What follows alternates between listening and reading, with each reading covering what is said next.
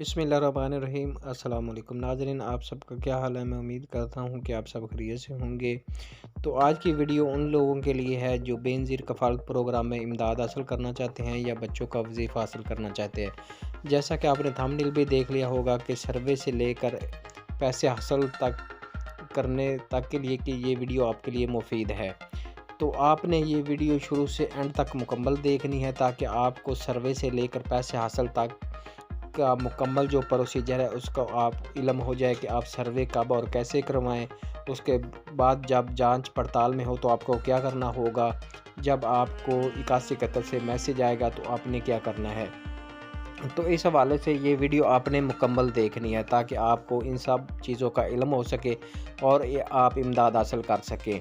और ये वीडियो उन लोगों के लिए भी है, उन ख़ानदान और ख़वातीन के लिए है जो पहले इमदाद हासिल कर रही हैं, क्योंकि गवर्नमेंट ने ये ऐलान किया है कि जो पहले ख़वातीन इमदाद हासिल कर रही हैं अगर वो दोबारा से सर्वे नहीं करवाएंगी तो उनकी इमदाद बंद हो जाएगी, बच्चों का वजीफ़ा बंद हो जाएगा, नशो नुमा प्रोग्राम बंद हो जाएगा। तो इसीलिए उनके लिए भी ये बहुत मुफीद है, आपने एंड तक देखनी है। तो चलते हैं वीडियो की तरफ। इससे पहले आपसे छोटी सी रिक्वेस्ट ये भी है, अगर मेरे चैनल पर आप पहली दफ़ा तशरीफ़ लाएँ तो मेरे चैनल को लाजमी सब्सक्राइब, लाइक और साथ वाली बेल आइकन को ऑल पर प्रेस कर दें ताकि हर आने वाली वीडियो का नोटिफिकेशन आपको बर वक्त मिलता रहे। चलते हैं वीडियो की तरफ। सबसे पहले बात तो ये है कि अगर आपने पहली दफ़ा सर्वे करवाना है तो उसके लिए आपको बेनज़ीर इनकम सपोर्ट प्रोग्राम के ऑफ़िस में जाना होगा। और जाने से पहले आपने जब जाना है आपके पास अपना आईडी कार्ड, बच्चों का बे फार्म, बिजली का बिल या गैस का बिल, कोई एक दोनों में से हो, और उसके अलावा मोबाइल नंबर जो आपके घर का है वो आपने एक पर्ची पर लिख कर ले जाना है। तो वहाँ जाकर आपको दफ्तर में जाएंगे तो रजिस्ट्रेशन के लिए अगर उनके पास टाइम होगा या रश कम होगा उसी दिन आपकी रजिस्ट्रेशन हो जाएगी, या रश ज़्यादा होने की वजह से वो आपको टाइम दे देंगे। जो टाइम आपको देंगे दोबारा आपने उसी टाइम पर देना है, आपका जो है वो सर्वे हो जाएगा। जब सर्वे हो जाएगा जो नंबर आप देंगे उसी पर मैसेज भी आ जाएगा। जो मैसेज आएगा वो 8171 से होगा कि आपका जो डायनेमिक बायोमेट्रिक रजिस्ट्रेशन या रजिस्टर दराज हो चुका है। तो उसके बाद फिर आपने वेट करना है, ये नहीं कि आप दूसरे तीसरे दिन बाद ही आप चेक करने जाएं कि आपके पैसे आए हैं कि नहीं, या आप शॉप पर जाएं या दफ्तर जाएं। तो ऐसा नहीं है, फिर आपने तकरीबन 1 मंथ वेट करना है। उसके बाद आप वेब पोर्टल अगर आपके पास सहूलत मौजूद है मोबाइल पर तो आप अपना स्टेटस चेक कर सकते हैं। तो अगर आपके पास जो ये वेब पोर्टल नहीं है तो आप जो दुकानदार जो ज़रात पैसे देते हैं वहाँ जाकर भी अपना शनाख्ती कार्ड दिखाकर चेक उनसे पूछ सकते हैं कि आपकी पेमेंट आएगी कि नहीं, जांच पड़ताल में है या नाअहल हैं या आपकी पेमेंट आ चुकी है, वो आपको बता देंगे।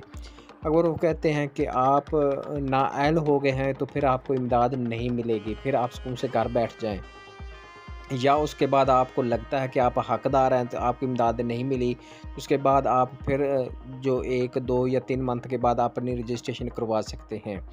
अगर जांच पड़ताल में है कि लिखा होता है कि आपकी रजिस्टर्ड मतलब आप रजिस्टर हो चुके हैं और आपको बाद में जांच पड़ताल होने के बाद 8171 से मुतला कर दिया जाएगा, तो फिर आपने वेट करना है 1 मंथ या 2 मंथ, या नेक्स्ट जो किस्त आने वाली होगी उसमें आपको इमदाद जारी कर दी जाएगी। तो जांच पड़ताल के बाद भी अगर आप अहल नहीं हुए या नाअहल हो गए तो फिर आपको इमदाद नहीं दी जाएगी।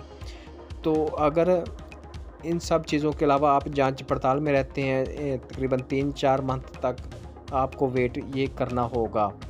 तो वो लोग जो पहले इमदाद हासिल कर रहे हैं उनके लिए जो तरीक़ेकार ये है कि जिनको मैसेज आ चुका है ऑलरेडी पहले 31 दिसंबर का,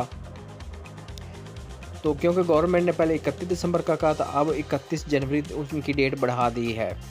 तो सिर्फ उन लोगों ने ही सर्वे करवाना है जिनको मैसेज जाएंगे, क्योंकि ये कुछ लोगों को 31 जनवरी डेट आखिरी होगी, कुछ की 28 फरवरी आखिरी होगी, किसकी 31 मार्च जो है वो आखिरी होगी।